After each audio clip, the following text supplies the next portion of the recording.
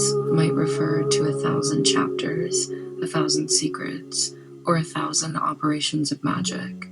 We don't have the original complete text today, which only adds to its mystique.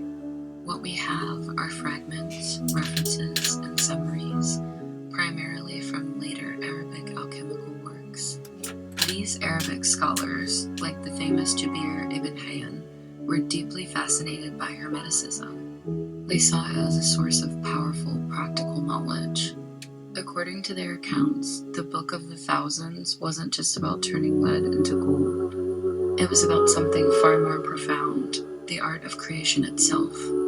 The book allegedly detailed procedures for what's known as takwin, the alchemical creation of life. This wasn't about Frankenstein-style monsters, but about understanding and replicating the divine process of Genesis on a smaller scale. Imagine learning the principles by which nature operates so deeply that you could, in a laboratory setting, bring forth new forms of existence. This was the breathtaking promise of the book. So, what kind of instructions did it contain? Surviving fragments describe incredibly complex and symbolic procedures. They speak of preparing special vessels, distilling rare substances, and performing operations in alignment with specific astrological timings. The language is deeply allegorical, filled with metaphors of marriage, death, and rebirth. For example, an alchemist might be instructed to marry the sun and the moon in a sealed flask, which represented the fusion of opposing principles, hot and cold, masculine and feminine, spirit and matter. This union would then undergo a process of putrefaction or decay, symbolized as a death, before being resurrected into a new, perfected substance. These weren't just chemical recipes. They were spiritual exercises. The alchemist had to be in a state of purity and focus.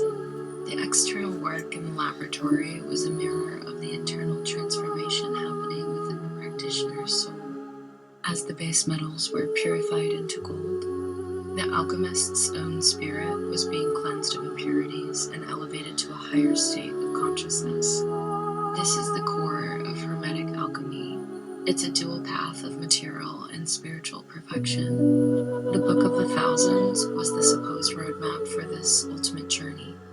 One of the most fascinating aspects detailed in the summaries is the focus on spagyrical arts, the separation and recombination of the essential principles of a substance. The book supposedly taught how to extract the soul or spirit from plants, minerals, and even animals.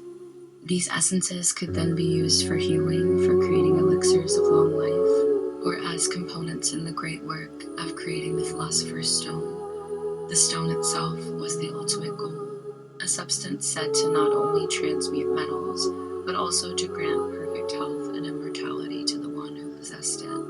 It was seen as the physical manifestation of divine grace and wisdom on earth. The influence of these ideas, disseminated through texts like the Book of the Thousands, was immense.